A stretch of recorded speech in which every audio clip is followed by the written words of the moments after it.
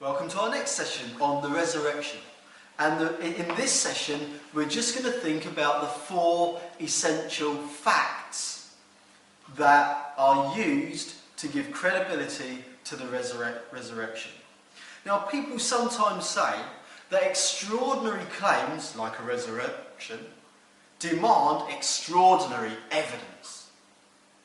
And so they say, what extraordinary evidence have you got to prove this extraordinary claim? But actually, that's fallacious. It's a fallacy. It's not true that extraordinary claims demand extraordinary evidence. You see, evidence really is like, you can liken it to a torch. You know, the torch itself is not extraordinary at all. But you can point it to something that is extraordinary.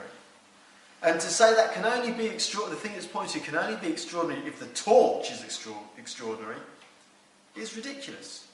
In fact, if you have extraordinary evidence, then the evidence itself becomes unbelievable and needs something to validate it.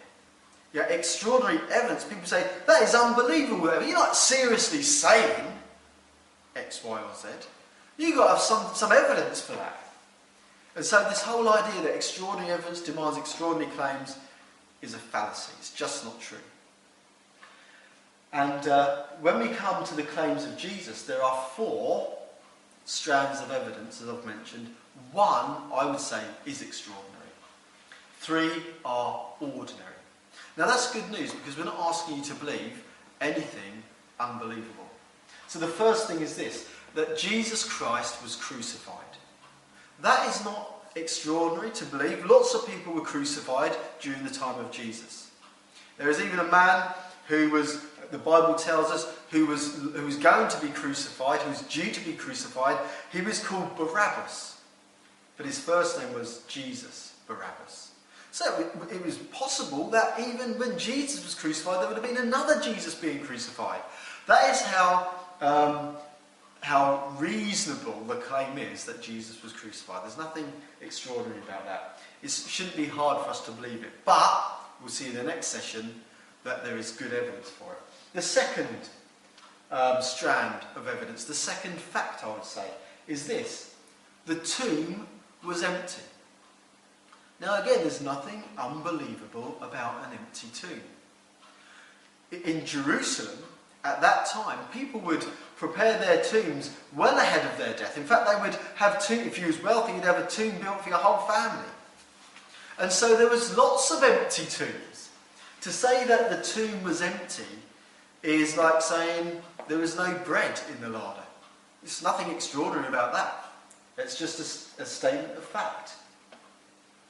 The third piece, or the third fact that we're going to be looking at, which in and of itself is beyond reasonable doubt, is that the disciples preached the resurrection.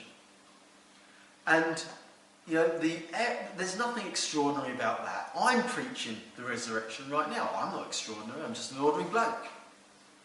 And so there are these 3 strands of evidence that really, in themselves, are quite ordinary. But then the 4th is an extraordinary claim.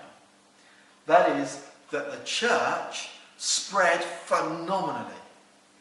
Now that is extraordinary, you know, to make such a claim that this church spread at a phenomenal rate, but although it's extraordinary, it's also self-evident. 1 in 6 people on planet Earth would say that they're a Christian now. Not in this country, they used to, but not anymore. But you go to the majority world and 1 in 6 people on average claim to be a Christian. So we have these 4 facts. Jesus was crucified, the tomb was empty, the disciples preached the resurrection, and the church spread phenomenally. And I would say, as we look at it, that there is reason beyond doubt to believe that those 4 facts stand.